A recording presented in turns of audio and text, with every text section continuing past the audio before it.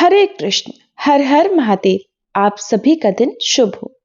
आज दिनांक है 6 फरवरी और दिन है गुरुवार और आज है फाल्गुन मास के कृष्ण पक्ष की पंचमी तिथि और आज ब्रह्म मुहूर्त सुबह 5:31 से 6:19 तक रहेगा।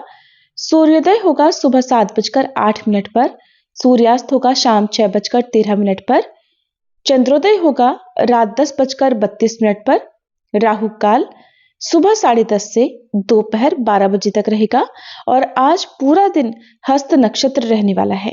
आइए सुनते हैं आज की कथाएं। श्री सूत जी कहते हैं, राज सिंहासन प्राप्त कर लेने पर वीर राजा भद्रायु ने किसी समय अपनी धर्मपत्नी के साथ रमणी वन में प्रवेश किया। वहां उन्होंने देखा कि कुछ ही दूरी पर एक ब्राह्मण पति पत्नी चिल्लाकर भाग रहे हैं और कोई बाघ उनका पीछा कर रहा है। वे दोनों पति पत्नी चिल्लाकर कह रहे थे कि महाराज, हे राजन, हे करुणानिधि, हमारी रक्षा कीजिए, रक्षा कीजिए।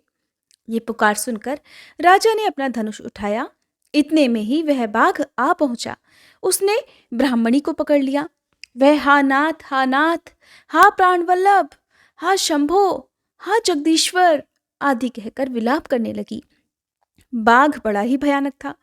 उसने जैसे ही ब्राह्मणी को पकड़ा, तुरंत ही राजा भद्रायु ने अपने तीखे बाणों से उसके मर्म में आघात कर दिया। किंतु वह महाबली बाघ उन बाणों से तनिक भी व्यथित न होकर ब्राह्मणी को बलपूर्वक खींचकर दूर निकल गया। अपनी पत्नी को बाघ के पंजे में पड़ी हुई देखकर ब्राह्मण को बड़ा दुख हुआ। वह विलाप करने लगा, हा प्रिये, हा कांते, हा पतिव्रते, मुझे यहाँ अकेला छोड़कर तुम परलोक में कैसे चली गई? तुम्हें छोड़कर मैं कैसे जीवित रह सकता हूँ?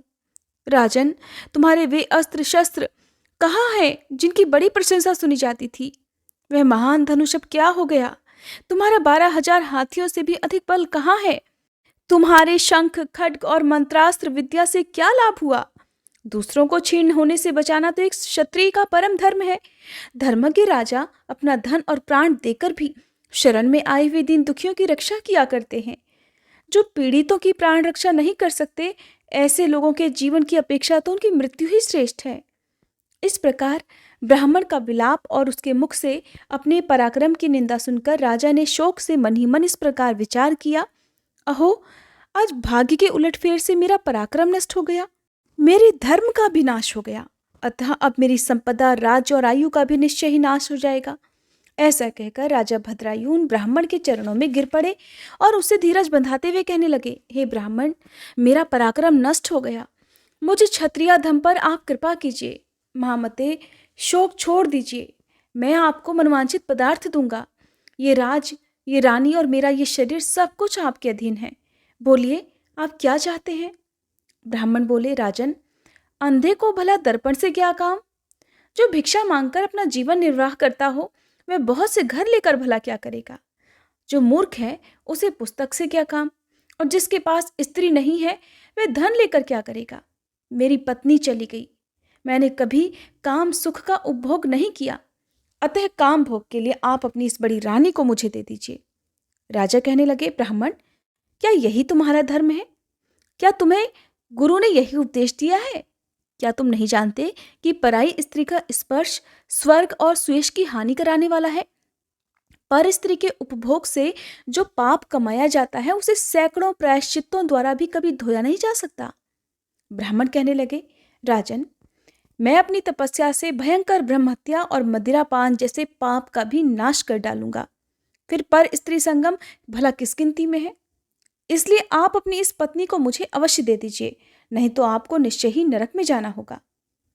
ब्राह्मण की इस बात पर राजा ने मन ही मन विचार किया कि ब्राह्मण के प्राणों की रक्षा न करने से महापाप होगा, अतः इससे बचने के लिए अपनी पत्नी को दे डालना ही सर्वश्रेष्ठ है। इस श्रेष्ठ ब्राह्मण को अपनी पत्नी देकर मैं पाप से मुक्त होकर शीघ्र ही अग्नि में प्रवेश कर जाऊंगा। मन ही मन ऐसा निश्चय करके राजा ने आग जलाई और ब्राह्मण को बुलाकर उसके प्रति अपनी पत्नी को दे दिया। इसके बाद स्नान करके पवित्र होकर देवताओं को प्रणाम करके उन्होंने अग्नि की 2 बार परिक्रमा की और एकाग्र चित्त होकर भगवान शिव का ध्यान किया। इस प्रकार राजा को अग्नि में गिरने के लिए तत्पर देखकर जगतपति भगवान विश्वनाथ सहसा वहां प्रकट हो गए। उनके 5 मुंह थे। मस्तक पर चंद्रकला आभूषण का काम दे रही थी। कुछ कुछ पीले रंग की जटा लटकी हुई थी। वे कोटि कोटि सूर्यों के समान तेजस्वी थे। हाथों में त्रिशूल, खटवांग, कुठार, ढाल, मृग, अभय, वरद और पिनाक धारण किए बैल की पीठ पर बैठे हुए भगवान नीलकंठ को राजा ने अपने आगे प्रत्यक्ष देखा। उनके दर्शन जनित आनंद से युक्त होकर राजा भद्रायु ने हाथ जोड़कर उनकी स्तुति की। फिर स्तुति करने के साथ ही राजा की स्तुति से प्रसन्न होने पर माता पार्वती के साथ प्रसन्न हुए करुणानिधान महेश्वर ने कहा, राजन, तुमने किसी अन्य का चिंतन ना करके जो सदा सर्वदा मेरा पूजन किया है, तुम्हारी इस भक्ति के कारण और तुम्हारे द्वारा की हुई इस पवित्र स्तुति को सुनकर मैं बहुत प्रसन्न हुआ हूँ। तुम्हारे भक्ति भाव की परीक्षा लेने के लिए ही मैं स्वयं ब्राह्मण बनकर आया था, और जिसे बाघ ने खा लिया था वह ब्राह्मणी और कोई नहीं, ये गिरिराज नंदनी उमा देवी ही थी। तुम्हारे बाण मारने से भी जिसके शरीर को बिल्कुल चोट नहीं पहुंची, वो बाघ भी माया से बना हुआ था। तुम्हारे धैर्य को देखने के लिए ही मैंने तुम्हारी पत्नी को मांगा था। इस कीर्ति मालिनी की और तुम्हारी भक्ति से मैं अत्यंत संतुष्ट हूँ। तुम कोई दुर्लभ वर मांगो, मैं उसे अवश्य दूंगा। तब राजा बोले, देव, आप तो साक्षात परमेश्वर हैं। आपने सांसारिक ताप से घिरे हुए मुझे अधम को जो प्रत्यक्ष दर्शन दिया है, यही मेरे लिए महान वर है। देव, आप वरदाताओं में श्रेष्ठ हैं। आपसे मैं दूसरा कोई वर नहीं मांगता। मेरी यही इच्छा है कि मैं, मेरी रानी, मेरे माता पिता, पद्माकर वैश्य और उनके पुत्र सुनय, इन सबको आप अपना पार्श्ववर्ती सेवक बना लीजिए। इसके बाद राजा कीर्तिमालिनी ने भी प्रणाम करके अपनी भक्ति से भगवान शंकर को प्रसन्न किया और ये उत्तम वर मांगा कि महादेव, मेरे पिता चंद्रांगद और माता सीमंतनी, इन दोनों को भी आपके समीप निवास प्राप्त हो। भक्तवत्सल भगवान गौरीपति ने प्रसन्न होकर तथास्तु कहा और उन दोनों पति पत्नी को इच्छानुसार वर देकर वे क्षण भर में ही अंतर्ध्यान हो गए। इधर राजा ने भगवान शंकर का प्रसाद प्राप्त करके रानी कीर्तिमालिनी के साथ प्रिय विषयों का उपभोग किया और 10,000 वर्षों तक राज्य करने के बाद अपने पुत्रों को राज्य देकर उन्होंने शिवजी के परम पद को प्राप्त किया। राजा और रानी दोनों ही भक्तिपूर्वक महादेव जी की पूजा करके भगवान शिव के धाम को प्राप्त हुए। ये परम पवित्र, पापनाशक और अत्यंत गोपनीय भगवान शिव का विचित्र गुणानुवाद जो विद्वानों को सुनाता है अथवा स्वयं भी शुद्ध चित्त होकर पढ़ता है, वह इस लोक में भोग ऐश्वर्य को प्राप्त कर अंत में भगवान शिव को प्राप्त हो जाता है। श्री सूत जी कहते हैं, वामदेव नाम से प्रसिद्ध एक महातपस्वी शिवयोगी हुए हैं जो सुख दुख आदि द्वंद्वों से रहित, निर्गुण, शांत, असंग, समदर्शी, आत्माराम, क्रोध को जीतने वाले तथा ग्रह और गृहिणी से हीन थे। सबके ऊपर दया करने में संलग्न रहने वाले वे महात्मा एक दिन स्वेच्छानुसार घूमते फिरते बड़े भयंकर क्रौंचारण्य में जा पहुंचे। उस नितांत निर्जन वन में कोई भूख प्यास से व्याकुल अत्यंत भयानक ब्रह्म राक्षस रहा करता था। वामदेव जी को देखकर उन्हें खा जाने के लिए वह राक्षस बड़े वेग से उनकी ओर दौड़ा। उसे आते देखकर योगीश्वर वामदेव बिल्कुल भी विचलित नहीं हुए। उस घोर ब्रह्म राक्षस ने तेजी से दौड़कर उन्हें पकड़ लिया, लेकिन वामदेव जी के अंगों का स्पर्श होते ही उसकी सारी पाप राशि तुरंत ही नष्ट हो गई और उसे अपने पूर्व जन्म का स्मरण हो आया। जैसे चिंतामणि अर्थात स्पर्श मणि का स्पर्श करके लोहा भी सोना हो जाता है, जैसे जम्बू नदी में पड़ी हुई मिट्टी भी सोना हो जाती है, जैसे मानस सरोवर में आकर कौवे भी हंस हो जाते हैं, और जिस प्रकार एक बार भी अमृत पी लेने पर मनुष्य अजर अमर देवता हो जाता है, उसी प्रकार महात्मा पुरुष अपने दर्शन तथा स्पर्श आदि से पापियों को भी तत्काल पवित्र कर देते हैं। इसलिए सत्संग दुर्लभ है। जो राक्षस पहले ही भूख प्यास से विकल होकर घोर रूप धारण करके वन में भटकता फिरता था, वही साधु के संपर्क से, उनके दर्शन से पूर्णानंदमय हो गया।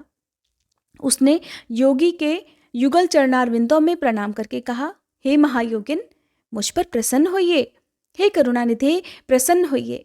कहा सब प्राणियों को भय देने वाला मुझ जैसा पापात्मा, और कहा आप जैसे दयालु महात्मा का दर्शन। वामदेव जी बोले, भयानक राक्षस का रूप धारण करके इस वन में विचरने वाले तुम कौन हो और यहाँ किस लिए रहते हो? राक्षस कहने लगा, हे महात्मन, इससे 25वें जन्म पहले मैं पवन राष्ट्र का रक्षक हुआ करता था। उस समय मेरा नाम दुर्जय था। मैं बड़ा पापी और स्वेच्छाचारी था। हर दिन नई नई स्त्री का उपभोग करने की इच्छा रखता था। नित्य एक एक स्त्री को भोग कर छोड़ देता और उसे घर के भीतर रखकर अन्य स्त्रियों का अपहरण करवाता था। मेरे द्वारा भोगी गई वे स्त्रियां घर के भीतर बंद रहकर दिन रात शोक में डूबी रहती थीं। मेरे राज्य में जितने भी ब्राह्मण थे वे सब स्त्रियों सहित भाग गए। मैं सधवा, विधवा, कुमारी अथवा रजस्वला सभी तरह की स्त्रियों का हरण करके उनके साथ कुकर्म करता था। इस प्रकार दूषित विषय भोगों में आसक्त, मत्त और मदिरापान में रत रहने के कारण मुझे जवानी में ही यक्ष्मा आदि बड़े बड़े रोगों ने घेर लिया। मंत्रियों और सेवकों ने भी मुझे त्याग दिया। अंत में अपने ही कुकर्म के कारण मैं मर गया। जो मनुष्य धर्म से भ्रष्ट हो जाता है उसकी आयु नष्ट होती है, अयश बढ़ता है, भाग्य क्षीण हो जाता है, वह अत्यंत दुर्गति में पड़ जाता है और उसके पूर्वज पितर स्वर्ग से निश्चय ही गिर जाते हैं। मृत्यु के बाद यमराज के दूत मुझे यमलोक ले गए। मैं वहां भयंकर नरक कुंड में डाल दिया गया। उस कुंड के अंदर यमदूतों से पीड़ित होकर मुझे 30,000 वर्षों तक रहना पड़ा। इसके बाद बचे हुए पाप के फल से मैं इस निर्जन वन में भूख प्यास से विकल पिशाच हो गया। पिशाच योनि में मैंने 100 दिव्य वर्ष बिता दिए।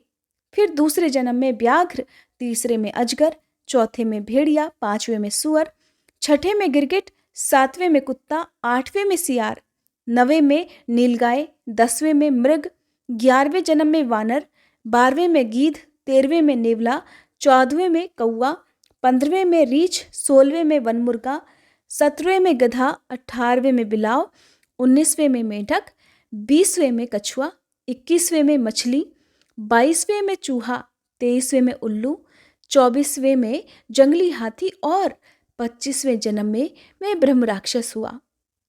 इस समय आपके शरीर के स्पर्श मात्र से मेरी पूर्व जन्म की स्मृति जाग उठी है। मुझे सब कुछ याद हो आया है।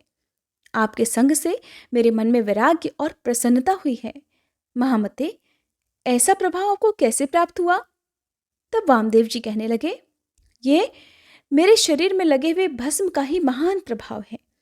भगवान शंकर के भला दूसरा कौन है जो भस्म की शक्ति को जानता हो? महादेव जी का जैसा महात्म्य है वैसा ही भस्म का भी है। भस्म के संसर्ग से, स्पर्श से तुम्हारी बुद्धि भी निर्मल हो गई। इसलिए तुम भी श्रद्धा से पवित्र त्रिपुंड्र धारण करो। महातपस्वी शिवयोगी वामदेव ने इस प्रकार भस्म का महात्म्य बतलाकर भस्म को अभिमंत्रित करके उसे घोर ब्रह्म राक्षस को दिया। उससे ब्रह्म राक्षस ने अपने ललाट में त्रिपुंड्र धारण किया और उसके प्रभाव से वह तत्काल ब्रह्म राक्षस शरीर का त्याग करके दिव्य स्वरूप से सुशोभित होने लगा। उसने भक्तिपूर्वक गुरु वामदेव जी की परिक्रमा की और दिव्य विमान पर बैठकर पुण्य लोक को प्रस्थान किया। महायोगी वामदेव साक्षात शिव की ही तरह पुनः संसार में भ्रमण करने लगे। श्री सूत जी कहते हैं, श्रद्धा ही संपूर्ण धर्मों के लिए अत्यंत हितकर है। श्रद्धा से ही मनुष्यों को दोनों लोकों में सिद्धि प्राप्त होती है।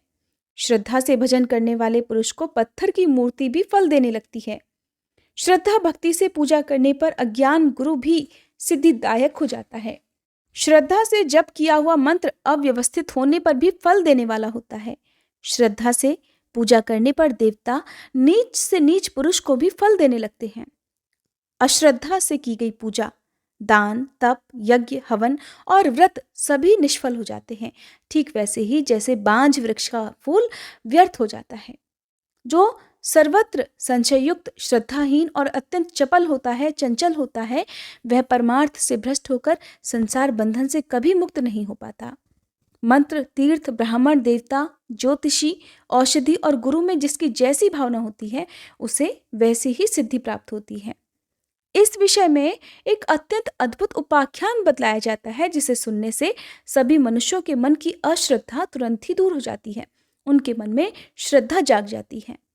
पूर्व काल में पांचाल देश के राजा के सिंह केतु नाम से विख्यात एक पुत्र था जो सभी उत्तम गुणों से युक्त और सदा क्षत्रिय धर्म में लीन रहने वाला था। एक दिन महाबली सिंह केतु कुछ सेवकों को साथ लेकर शिकार खेलने के लिए वन में गया। राजकुमार का कोई सेवक जो भील कुल में उत्पन्न हुआ था, शिकार की खोज में इधर उधर घूम रहा था। उसने एक टूटा फूटा गिरा पड़ा पुराना देवालय देखा। उसमें चबूतरे पर एक शिवलिंग पड़ा हुआ था, जो कि पीठ से टूटकर अलग हो गया था। वह शिवलिंग सीधा और सूक्ष्म था। शबर अर्थात भील ने उसे मूर्तिमान सौभाग्य की तरह देखा। पूर्व कर्म से प्रेरित होकर उसने उस शिवलिंग को बड़ी तेजी से उठा लिया और बुद्धिमान राजपुत्र को दिखाया कि प्रभु देखिए, ये कैसा सुंदर शिवलिंग है, मैंने इसे यहीं देखा है। मैं आदरपूर्वक इसकी पूजा करूंगा। आप मुझे बस पूजा की विधि बता दीजिए, जिससे मंत्र न जानने वाले मुझ जैसे पुरुषों के द्वारा भी की गई पूजा से भगवान शिव प्रसन्न हो जाएं।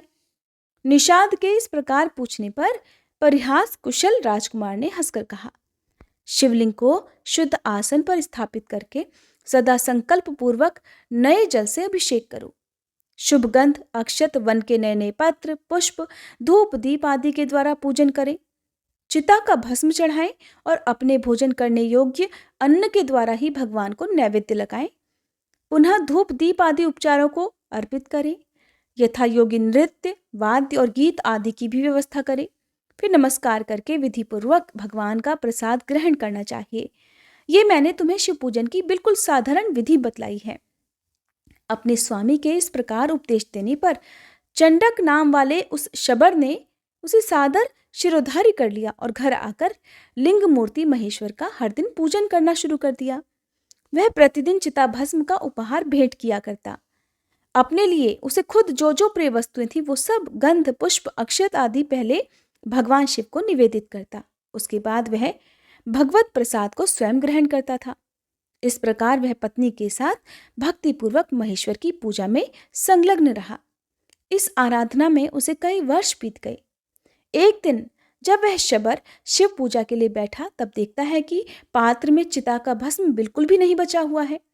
तब वह तुरंत उठकर दूर दूर तक चिता की भस्म ढूंढता हुआ घूम आया, किंतु कहीं भी उसे चिता भस्म नहीं मिली। आखिरकार वह थक हार कर अपने घर लौट आया और अपनी पत्नी को बुलाकर उससे कहा कि प्रिय, चिता भस्म तो मुझे नहीं मिली, बताओ अब मैं क्या करूं। आज मुझ पापी के शिव पूजन में विघ्न पड़ गया। पूजा के बिना मैं क्षण भर भी जीवित नहीं रह सकता।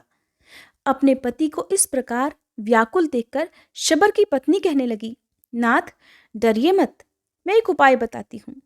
ये अपना घर बहुत दिनों का पुराना हो गया है। मैं इसमें आग लगाकर उस अग्नि में प्रवेश कर जाऊंगी। इससे आपके लिए बहुत सी चिता भस्म तैयार हो जाएगी। सुनकर शबर बोला, प्रिय, ये मानव शरीर ही धर्म, अर्थ, काम और मोक्ष का सबसे श्रेष्ठ साधन है।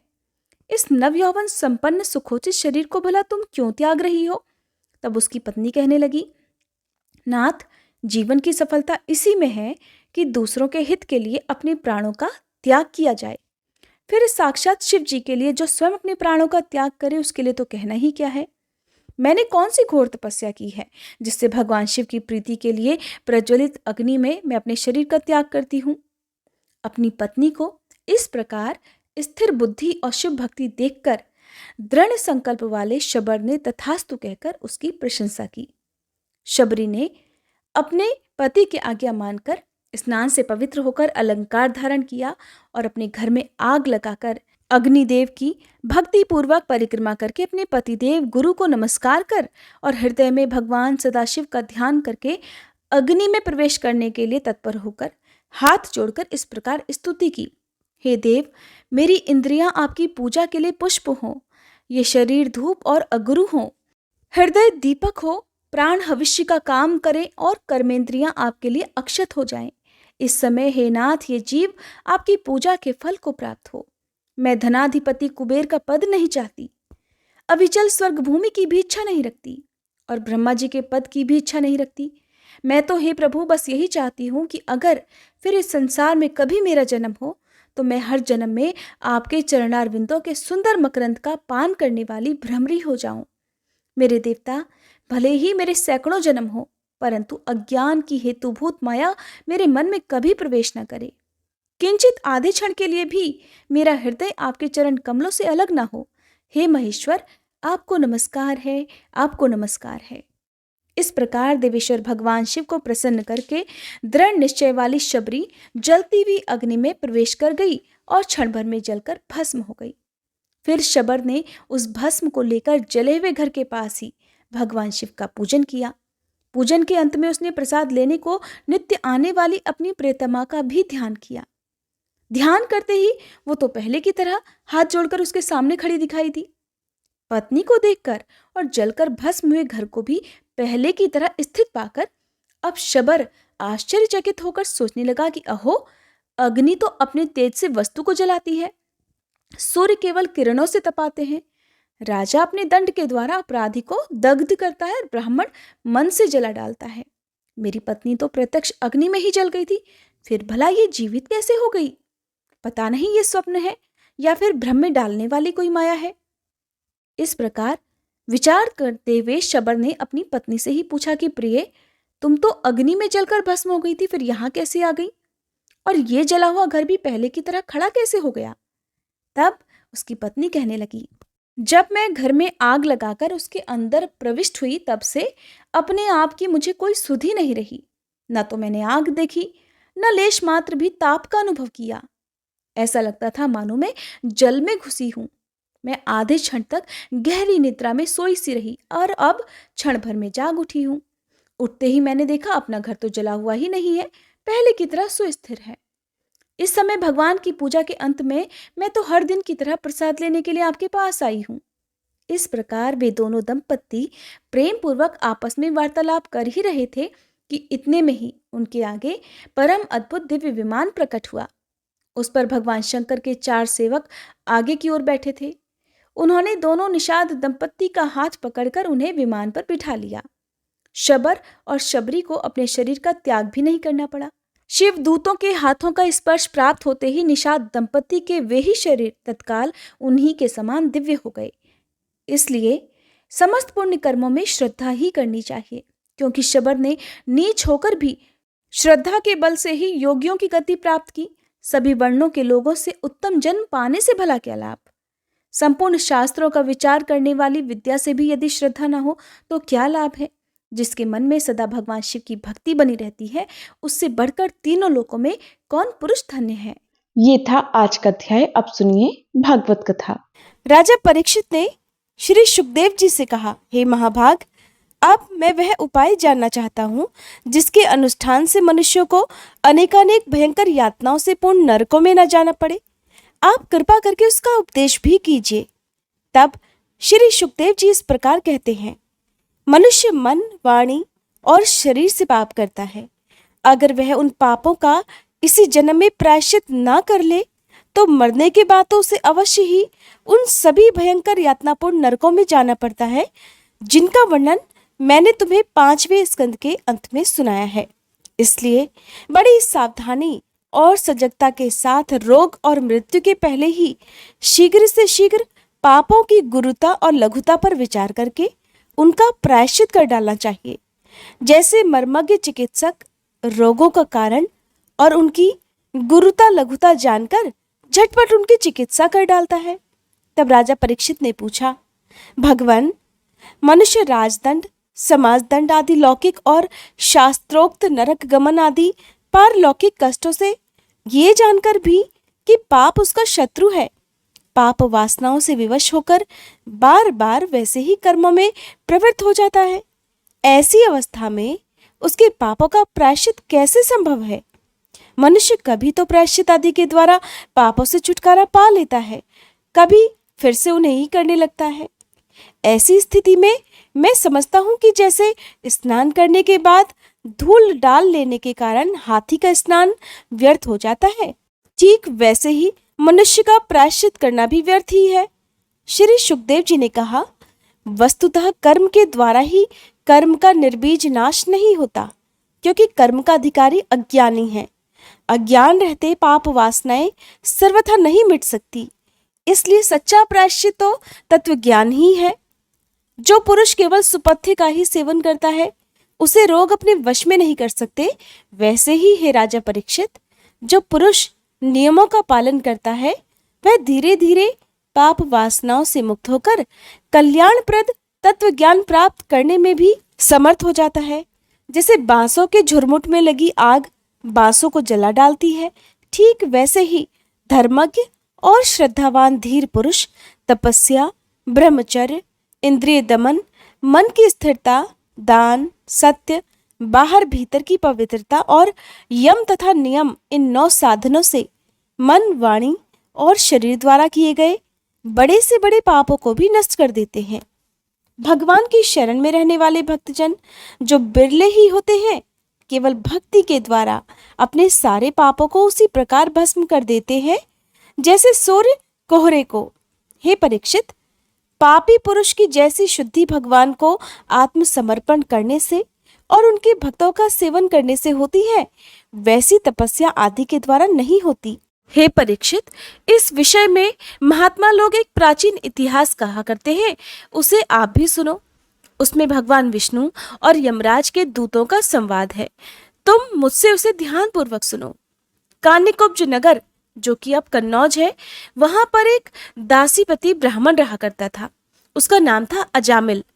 दासी के संसर्ग से दूषित होने के कारण उसका सदाचार नष्ट हो चुका था। वह पापी कभी बटोहियों को बांधकर उन्हें लूट लेता, कभी लोगों को जुए के छल से हरा देता, किसी का धन धोखाधड़ी से ले लेता तो किसी का चुरा लेता। इस प्रकार अत्यंत निंदनीय वृत्ति का सहारा लेकर वह अपने परिवार का पेट भरा करता और दूसरे प्राणियों को बहुत ही सताता था। परीक्षित, इसी प्रकार वह वहां रहकर दासी के बच्चों का लालन पालन करता रहा। इस प्रकार उसकी आयु का एक बहुत बड़ा भाग, लगभग 88 वर्ष बीत गया। बूढ़े अजामिल के 10 पुत्र थे। उनमें सबसे छोटे का नाम था नारायण। माँ बाप भी उसे बहुत प्यार करते थे। वृद्ध अजामिल ने अत्यंत मोह के कारण अपना संपूर्ण हृदय अपने बच्चे नारायण को सौंप दिया था। वह अपने बच्चे की तोतली बोली सुन सुनकर, बाल सुलभ खेल देख देखकर फूला नहीं समाता था। अजामिल अपने पुत्र के स्नेह बंधन में बंध गया था। जब वह खाता तो उसे भी खिलाता, जब खुद पानी पीता तो उसे भी पिलाता। इस प्रकार वह अतिशय मूढ़ हो गया। उसे इस बात का पता ही नहीं चला कि कब मृत्यु मेरे सिर पर आ पहुंची है। वह मूर्ख तो इसी प्रकार अपना जीवन बिता रहा था कि मृत्यु का समय नजदीक आ गया। अब वह अपने पुत्र नारायण के संबंध में ही सोचने विचारने लगा। इतने में ही अजामिल ने देखा कि उसे ले जाने के लिए अत्यंत भयावने 3 यमदूत आए हैं। उनके हाथों में फांसी है, मुंह टेढ़े मेढ़े हैं और शरीर के रोए खड़े हुए हैं। उस समय बालक नारायण वहां से कुछ दूरी पर खेल रहा था। यमदूतों को देखकर अजामिल अत्यंत व्याकुल हो गया और उसने बहुत ऊंचे स्वर से पुकारा, नारायण। भगवान के पार्षदों ने देखा कि ये तो मरते समय हमारे स्वामी भगवान नारायण का नाम ले रहा है, उनके नाम का कीर्तन कर रहा है। इसलिए वे बड़े वेग से झटपट वहां आ पहुंचे। उस समय यमराज के दूत दासीपति अजामिल के शरीर में से उसके सूक्ष्म शरीर को खींच रहे थे। विष्णु दूतों ने उन्हें बलपूर्वक रोक दिया। उनके रोकने पर यमराज के दूतों ने उनसे कहा, अरे धर्मराज की आज्ञा का निषेध करने वाले तुम लोग हो कौन? तुम किसके दूत हो? कहां से आए हो? और इसे ले जाने से हमें क्यों रोक रहे हो? क्या तुम लोग कोई देवता, उपदेवता या सिद्ध श्रेष्ठ हो?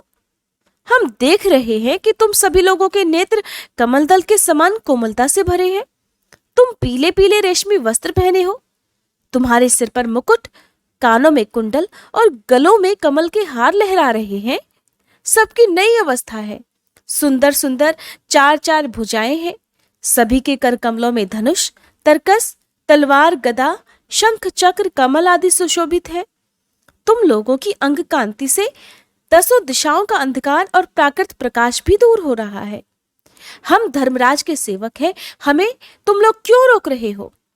श्री सुखदेव जी कहते हैं, हे परीक्षित, जब यमदूतों ने इस प्रकार कहा तब भगवान नारायण के आज्ञाकारी पार्षदों ने हंसकर मेघ के समान गंभीर वाणी से उनके प्रति यों कहा, यमदूतों, यदि तुम लोग सचमुच धर्मराज के आज्ञाकारी हो तो हमें धर्म का लक्षण और धर्म का तत्व सुनाओ। दंड किस प्रकार दिया जाता है? दंड का पात्र कौन है? मनुष्यों में सभी पापाचारी दंडनीय है या फिर उनमें से कुछ ही केवल पाप के और दंड के अधिकारी हैं? तब यमदूतों ने कहा, वेदों ने जिन कर्मों का विधान किया है वे धर्म है, और जिनका निषेध किया है वे अधर्म है। वेद स्वयं भगवान के स्वरूप हैं। वे उनके स्वाभाविक श्वास प्रश्वास और स्वयं प्रकाश ज्ञान है, ऐसा हमने सुना है। जीव शरीर अथवा मनोवृत्तियों से जितने कर्म करता है उसके साक्षी रहते हैं सूर्य, अग्नि, आकाश, वायु, इंद्रियां, चंद्रमा, संध्या, रात, दिन, दिशाएं, जल, पृथ्वी, काल और धर्म। इनके द्वारा अधर्म का पता चल जाता है और तब दंड के पात्र का निर्णय होता है। पाप कर्म करने वाले सभी मनुष्य अपने अपने कर्मों के अनुसार दंडनीय होते हैं। हे निष्पाप पुरुषों, जो प्राणी कर्म करते हैं उनका संबंध गुणों से रहता है, इसलिए सभी से कुछ पाप और कुछ पुण्य होते ही है। और देहवान होकर कोई भी पुरुष कर्म किए बिना नहीं रह सकता। इस लोक में जो मनुष्य जिस प्रकार का और जितना अधर्म या धर्म करता है, वह परलोक में उसका उतना ही वैसा ही फल भी भोगता है। हे देव शिरोमणियों, सत्व, रज और तम, इन 3 गुणों के भेद के कारण इस लोक में भी 3 प्रकार के प्राणी दिख पड़ते हैं। पुण्यात्मा, पापात्मा और पुण्य पाप दोनों से युक्त अथवा सुखी दुखी और सुख दुख दोनों से युक्त। वैसे ही परलोक में भी उनकी त्रिविधता का अनुमान किया जाता है। वर्तमान समय ही भूत और भविष्य का भी अनुमान करा देता है। वैसे ही वर्तमान जन्म के पाप पुण्य भी भूत और भविष्य जन्मों के पाप पुण्य का अनुमान करा देते हैं। हमारे स्वामी अजन्मा भगवान सर्वज्ञ यमराज सबके अंतःकरणों में ही विराजमान है, इसलिए वे अपने मन से ही सबके पूर्व रूपों को भी देख लेते हैं। वे साथ ही उनके भावी स्वरूप का भी विचार कर लेते हैं। जैसे सोया हुआ अज्ञानी पुरुष स्वप्न के समय प्रतीत हो रहे कल्पित शरीर को ही अपना वास्तविक शरीर समझता है, सोए हुए अथवा जागने वाले शरीर को भूल जाता है, वैसे ही जीव भी अपने पूर्व जन्मों की याद भूल जाता है और वर्तमान शरीर के सिवा पहले और पिछले शरीर के संबंध में कुछ भी नहीं जानता। देवताओं, आप जानते ही हैं कि ये अजामिल बड़ा शास्त्रज्ञ था। शील, सदाचार और सद्गुणों का तो ये खजाना ही था। ब्रह्मचारी, विनयी, जितेंद्रिय, सत्यनिष्ठ, मंत्रवेत्ता और पवित्र भी था। इसने गुरु, अग्नि, अतिथि और वृद्ध पुरुषों की सेवा भी की थी। अहंकार तो इसमें था ही नहीं। ये समस्त प्राणियों का हित चाहता, उपकार करता, आवश्यकता के अनुसार ही बोलता और किसी के गुण में दोष नहीं ढूंढता था। फिर एक दिन यह ब्राह्मण अपने पिता के आदेशानुसार वन में गया और वहां से फल फूल, समिधा और कुश लेकर घर के लिए लौटा। लौटते समय इसने देखा कि एक भ्रष्ट शूद्र, जो कि बहुत कामी और निर्लज्ज है, शराब पीकर किसी वेश्या के साथ विहार कर रहा है। वेश्या भी शराब पीकर मतवाली हो रही है। नशे के कारण उसकी आंखें नाच रही है और वह अर्धनग्न अवस्था में हो रही है। वह शूद्र उस वेश्या के साथ कभी गाता, कभी हंसता और कभी तरह तरह की चेष्टाएं करके उसे प्रसन्न करता है। हे निष्पाप पुरुषों, शूद्र की भुजाओं में अंगराग आदि कामोद्दीपक वस्तुएं लगी हुई थी और वह उनसे उस उल्टा का आलिंगन कर रहा था। अजामिल उन्हें इस अवस्था में देखकर सहसा मोहित और काम के वश में हो गया। यद्यपि अजामिल ने अपने धैर्य और ज्ञान के अनुसार अपने काम वेग से विचलित मन को रोकने की बहुत चेष्टाएं की, परंतु पूरी शक्ति लगा देने पर भी वह अपने मन को रोकने में असमर्थ रहा। उस वेश्या को निमित्त बनाकर काम पिशाच ने अजामिल के मन को ग्रस लिया। उसकी सदाचार और शास्त्र संबंधी चेतना नष्ट हो गई। अब वह मन ही मन उस वेश्या का चिंतन करने लगा और अपने धर्म से विमुख हो गया। अजामिल सुंदर सुंदर वस्त्र, आभूषण आदि वस्तुएं जिनसे भी वह प्रसन्न होती ले आता। यहाँ तक कि इसने अपने पिता की सारी संपत्ति देकर भी उस कुल्टा को रिझाया। ये ब्राह्मण उसी प्रकार की चेष्टा करता जिससे वह वेश्या प्रसन्न हो जाए। उस स्वच्छंद चारिणी कुल्टा की तिरछी चितवन इसके मन को ऐसा लुभाती थी कि इसने अपनी कुलीन नवयुवती और विवाहिता पत्नी तक का परित्याग कर दिया। इसके पाप की भी भला कोई सीमा है? ये कुबुद्धि न्याय से, अन्याय से, जैसे भी जहां कहीं भी धन मिलता वहीं से उठा लाता। उस वेश्या के बड़े कुटुंब का पालन करने में ही ये व्यस्त रहता। इस पापी ने शास्त्राज्ञा का उल्लंघन करके स्वच्छंद आचरण किया है। ये सत्पुरुषों के द्वारा निंदित है।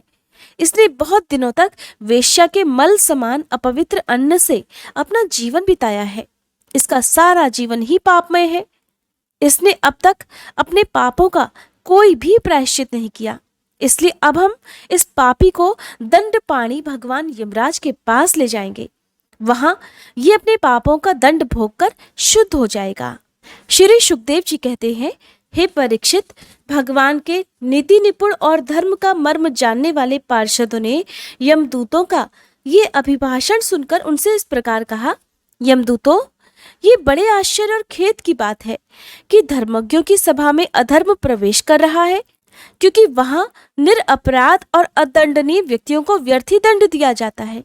जो प्रजा के रक्षक हैं, शासक हैं, संदर्शी और परोपकारी हैं, यदि वे ही प्रजा के प्रति विषमता का व्यवहार करने लगे तो फिर प्रजा किसकी शरण लेगी?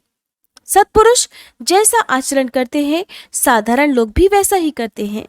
वे अपने आचरण के द्वारा जिस कर्म को धर्मानुकूल प्रमाणित कर देते हैं, लोग उसी का अनुकरण करने लगते हैं। साधारण लोग पशुओं के समान धर्म और अधर्म का स्वरूप ना जानकर किसी सत्पुरुष पर विश्वास कर लेते हैं। उसकी गोद में सिर रखकर निर्भय और निश्चिंत सो जाते हैं। वही दयालु सत्पुरुष जो प्राणियों का अत्यंत विश्वास पात्र है और जिसे मित्र भाव से अपना हितैषी समझकर उन्होंने आत्मसमर्पण कर दिया है, उन अज्ञानी जीवों के साथ कैसे विश्वासघात कर सकता है?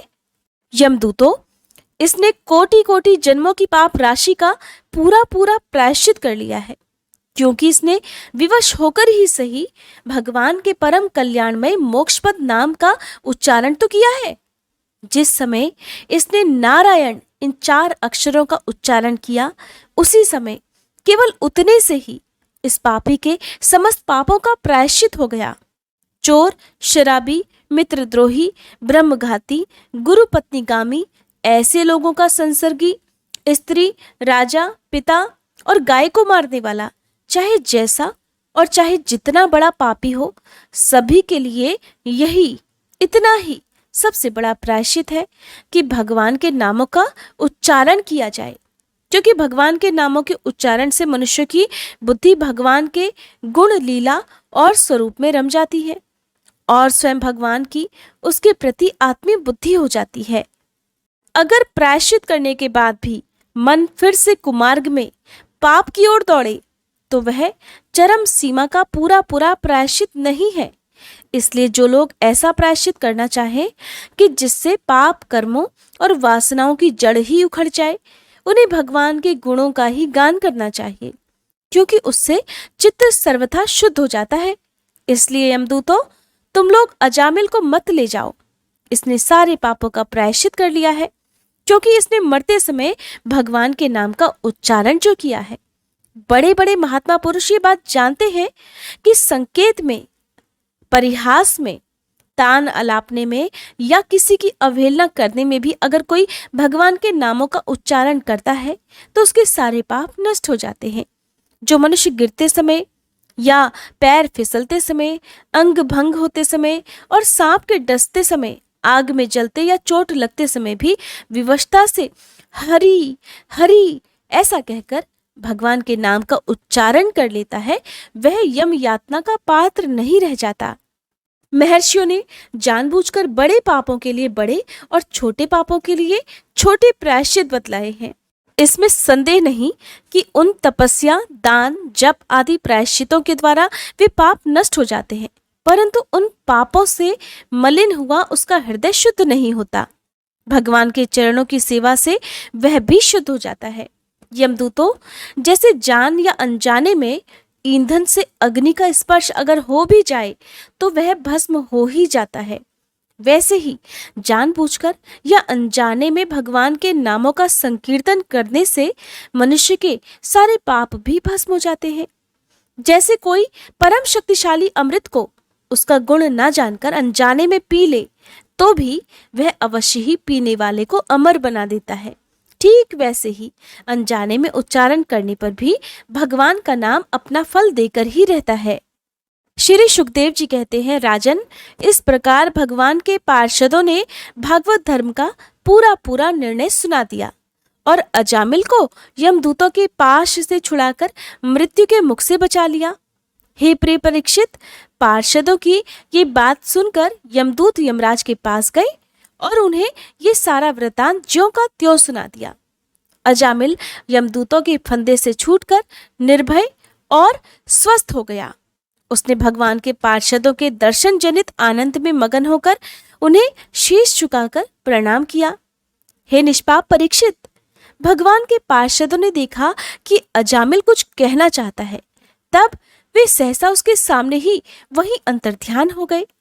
इस अवसर पर अजामिल ने भगवान के पार्षदों से विशुद्ध भागवत धर्म और यमदूतों के मुख से वेदोक्त सगुण धर्म का श्रवण किया था। सर्व पापाहारी भगवान की महिमा सुनने से अजामिल के हृदय में शीघ्र ही भक्ति का उदय हो गया। अब उसे अपने पापों को याद करके बड़ा भारी पश्चाताप होने लगा। मन ही मन वो सोचने लगा कि अरे, मैं कैसा इंद्रियों का दास हूं। मैंने एक दासी के गर्भ से पुत्र उत्पन्न करके अपना ब्राह्मणत्व नष्ट कर दिया। ये तो बड़े दुख की बात है। धिक्कार है, मुझे बार बार धिक्कार है। मैं संतों के द्वारा निंदित हूँ, पापात्मा हूँ। मैंने अपने कुल में कलंक का टीका लगा दिया। हाय हाय, मैंने अपनी सती और अबोध पत्नी तक का परित्याग कर दिया और शराब पीने वाली कुल्टा का संसर्ग किया। मैं कितना नीच हूँ। मेरे माँ बाप बूढ़े और तपस्वी थे, वे सर्वथा असहाय थे। उनकी सेवा शुश्रूषा करने वाला और कोई भी नहीं था, मैंने उनका भी परित्याग कर दिया। ओहो, मैं कितना कृतघ्न हूँ। मैं अब अवश्य ही अत्यंत भयानक नरक में गिरूंगा, जिसमें गिरकर धर्मघाती पापात्मा कामी पुरुष अनेकों प्रकार की यम यातना भोगा करते हैं। मैंने अभी अभी जो अद्भुत दृश्य देखा, क्या वो स्वप्न है या फिर जागृत अवस्था का ही प्रत्यक्ष अनुभव है? अभी अभी जो हाथों में फंदा लेकर मुझे खींच रहे थे, वे कहाँ चले गए? अभी अभी वे मुझे अपने फंदों में फंसाकर पृथ्वी के नीचे ले जा रहे थे, परंतु 4 अत्यंत सुंदर सिद्धों ने आकर मुझे छुड़ा लिया। वे अब कहाँ चले गए? अगर मैं इस जन्म का महापापी हूं, फिर भी मैंने अपने पूर्व जन्मों में अवश्य ही शुभ कर्म किए होंगे, तभी तो मुझे इन श्रेष्ठ देवताओं के दर्शन हुए। उनकी स्मृति से मेरा हृदय अभी तक आनंद से भर रहा है। मैं कुल्टागामी और अत्यंत अपवित्र हूं। अगर पूर्व जन्म में मैंने पुण्य ना किए होते तो मरने के समय मेरी जीभ भगवान के मनमोहक नाम का उच्चारण भला कैसे कर पाती? कहा तो मैं महाकपटी, पापी, निर्लज और ब्रह्म तेज को नष्ट करने वाला, और कहा भगवान का वह परम मंगलमय नारायण नाम। सचमुच सचमुच मैं तो कृतार्थ हो गया। अब मैं अपने मन, इंद्रिय और प्राणों को वश में करके ऐसा प्रयास करूंगा कि फिर अपने को घोर अंधकार में नरक में ना डाल सकूं। अज्ञानवश मैंने अपने को शरीर समझकर उसके लिए बड़ी बड़ी कामनाएं की और उनकी पूर्ति के लिए अनेकों कर्म किए। उन्हीं का फल है ये बंधन। अब मैं इसे काटकर समस्त प्राणियों का हित करूंगा, वासनाओं को शांत कर दूंगा, सबसे मित्रता का व्यवहार करूंगा, दुखियों पर दया करूंगा और पूरे संयम के साथ रहूंगा। भगवान की माया ने स्त्री का रूप धारण कर मुझे अधम को फांस लिया और क्रीड़ा मृग की भांति मुझे बहुत नचाया। अब मैं अपने आप को उस माया से मुक्त करूंगा। मैंने सत्य वस्तु परमात्मा को पहचान लिया है, इसलिए अब मैं शरीर आदि में मैं तथा मेरे का भाव छोड़कर भगवत नाम के कीर्तन आदि से अपने मन को शुद्ध करूंगा और उसे भगवान में लगाऊंगा। श्री सुखदेव जी कहते हैं, हे परीक्षित, उन भगवान के पार्षद महात्माओं का केवल थोड़ी ही देर के लिए सत्संग हुआ था। इतने में ही अजामिल के चित्त में संसार के प्रति तीव्र वैराग्य हो गया।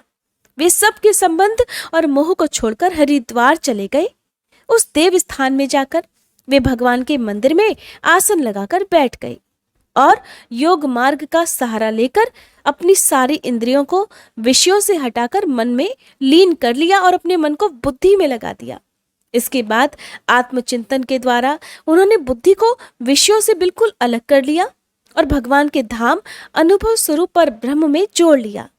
इस प्रकार जब अजामिल की बुद्धि त्रिगुणमयी प्रकृति से ऊपर उठकर भगवान के स्वरूप में स्थित हो गई, तब उन्होंने देखा कि उनके सामने वे ही चारों पार्षद जिन्हें उन्होंने बहुत पहले देखा था खड़े हैं।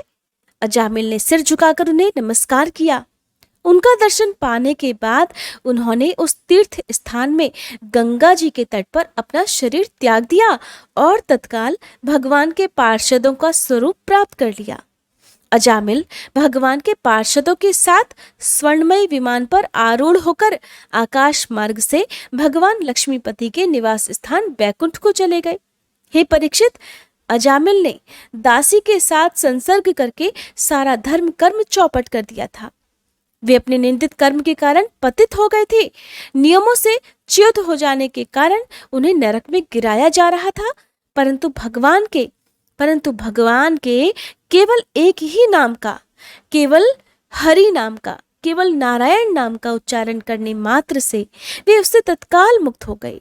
जो लोग इस संसार बंधन से मुक्त होना चाहते हैं, उनके लिए अपने चरणों के स्पर्श से तीर्थों को भी तीर्थ बनाने वाले भगवान के नाम से बढ़कर और कोई साधन नहीं, क्योंकि नाम का सहारा लेने से मनुष्य का मन फिर कर्म के पचड़ों में नहीं पड़ता। भगवान के नाम के अलावा और किसी प्रायश्चित का आश्रय लेने पर मन रजोगुण और तमोगुण से ग्रस्त ही रहता है और पापों का पूरा नाश भी नहीं हो पाता। हे परीक्षित, ये इतिहास अत्यंत गोपनीय और समस्त पापों का नाश करने वाला है। जो पुरुष श्रद्धा और भक्ति के साथ इसका श्रवण कीर्तन करता है, वह नरक में कभी नहीं जाता और यमराज के दूत तो आंख उठाकर भी उसकी ओर नहीं देखते। उस पुरुष का जीवन चाहे पापमय ही क्यों ना रहा हो, बैकुंठ लोक में उसकी पूजा ही होती है। परीक्षित, देखो, अजामिल जैसे पापी ने मृत्यु के समय पुत्र के बहाने ही सही भगवान के नाम का उच्चारण तो किया, उसे भी बैकुंठ की प्राप्ति हो गई। फिर जो लोग श्रद्धा के साथ भगवान नाम का उच्चारण करते हैं, उनकी तो बात ही क्या है। प्रिय श्रोताओ, आज की भागवत कथा में बस इतना ही। अब सुनिए श्री तुलसी चालीसा पाठ और आरती। जय जय तुलसी भगवती सत्यवती सुखदानी, नमो नमो हरि प्रेसी श्री वृंदा गुणखानी, श्री हरिशीष विरजनी देहु अमर वर अम्ब, जनहित हे वृंदावनी अब न करहु विलंब। धन्य धन्य श्री तुलसी माता, महिमा अगम सदा श्रुति गाता, हरि के प्राण हूँ से तुम प्यारी, हरहि हेतु कीन्हो तप भारी। जब प्रसन्न है दर्शन दीन्हो, तब कर जोरी विनय उस कीन्हो। हे भगवंत कंत मम होहु, दीन जानि जन छाड़हु छोहु। सुनी लक्ष्मी तुलसी की बानी, दीन हो श्राप कद पर आनी। उस अयोग्य वर मांगन हारी, हो विटप तुम जड़ तनुधारी। सुनी तुलसी ही श्रप्यो तेहि ठामा, करहु वास तुहु नीचन धामा। दियो वचन हरि तब तत्काला, सुनहु सुमुखी जनि होहु विहाला। समय पाई व्यवहारो पाति तोरा, पूजहि आस वचन सत मोरा। तब गोकुल मह गोप सुदामा, तासु भई तुलसी तू बामा। कृष्ण रास लीला के माही, राधे शक्य प्रेम लखी नाही। दियो श्राप तुलसी तत्काला, नरलोक ही तुम जन्महु बाला। यो गोप वह दानव राजा, शंख चूर्ण नामक शिर ताजा। तुलसी भई तासु की नारी, परम सती गुण रूप अगारी। अस द्वै कल्प बीत जब गयऊ, कल्प तृतीय जन्म तब भयऊ। वृंदा नाम भयो तुलसी को, असुर जलंधर नाम पति को। कर अति द्वंद अतुल बल धामा, कीन्हा शंकर से संग्रामा। जब निज सैन्य सहित शिव हारे, मरहि न तब हर हर ही पुकारे। पतिव्रता वृंदा थी नारी, को न सके पति संहारी। तब जलंधर ही वेश बनाई, वृंदा ढिग हरि पहुँच्यो जाई। शिव हित लही करी कपट प्रसंगा, कियो सतित्व धर्म तो ही भंगा। भयो जलंधर कर संगहारा, सुनी उर शोक अपारा। तिहि क्षण दियो कपट हरि टारी, लखी वृंदा दुख गिरा उचारी। जलंधर जस हत्यो अभीता, सोई रावण तस हर ही सीता। अस प्रस्तर सम हृदय तुम्हारा, धर्म खंडी मम पति ही संहारा। यही कारण लही श्राप हमारा, होवे तनु पाषाण तुम्हारा। सुनि हरि तुरत ही वचन उचारे, दियो श्राप बिना विचारे। लख्यो ना निज करतूत पति को, छलन चाहियो जब पार्वती को। जड़मति तुह अस हो जड़ रूपा, जग में तुलसी विटप अनूपा।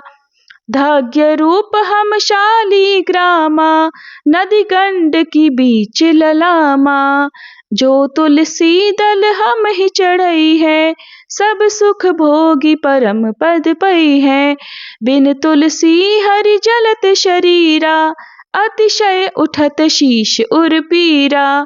जो तुलसी दल हरि शीर धारत, सो सहस्त्र घट अमृत डारत। तुलसी हरि मन रंजनिहारी, रोग दोष दुख भंजनिहारी। प्रेम सहित हरि भजन निरंतर, तुलसी राधा में नाही अंतर। व्यंजन हो छपनहु प्रकारा, बिन तुलसी दल ना हरि ही प्यारा। सकल तीरथ तुलसी तरु छाही, लहत मुक्ति जन संशय नाही। कवि सुंदर इक हरि गुण गावत, तुलसी ही निकट सहस गुण पावत। बसत निकट दुर्वासा धामा, जो प्रयास ते पूर्व ललामा। पाठ करहि जो नित नर नारी, हो ही सुख भाषहि त्रिपुरारी। तुलसी चालीसा पढ़ही तुलसी तरु ग्रह धारी, दीप दान करि पुत्र फल पावही बंध्यो नारी। सकल दुख दरिद्र हरि हार है परम प्रसन्न, आशे धन जन लड़ही ग्रह बसही पूर्णा अत्र। लाही अभिमत फल जगत मह लाही पूर्ण सब काम, जेई दल अर्पही तुलसी तह सहस बसही हरि राम। तुलसी महिमा नाम लख तुलसी सुत सुख राम, मानस 40 रच्यो जग मह तुलसीदास। तुलसी महारानी की जय। श्री हरि विष्णु भगवान की जय। तुलसी महारानी नमो नमो, हरि की पटरानी नमो नमो। धन तुलसी पूरण तप कीनो, धन तुलसी पूरण तप कीनो। शालिग्राम बनी पटरानी नमो नमो, तुलसी महारानी नमो नमो। जाके पत्र मंजरी कोमल, जाके पत्र मंजरी कोमल। श्रीपति कमल चरण लपटानी नमो नमो, तुलसी महारानी नमो नमो। धूप दीप नैवेद्य आरती, धूप दीप नैवेद्य आरती। पुष्पन की वर्षा वर्षानी नमो नमो, तुलसी महारानी नमो नमो। 56 भोग 3600 व्यंजन, 56 भोग 3600 व्यंजन। बिन तुलसी हरि एक न मानी नमो नमो, बिन तुलसी हरि एक न मानी नमो नमो। तुलसी महारानी नमो नमो। सभी सखी मैया तेरो यश गावे, सभी सखी मैया तेरो यश गावे। भक्ति दान दीजे महारानी नमो नमो। तुलसी महारानी नमो नमो। हरि की पटरानी नमो नमो। तुलसी महारानी नमो नमो। तुलसी मैया की जय। कथाओं को अंत तक सुनने के लिए आप सभी का बहुत बहुत धन्यवाद।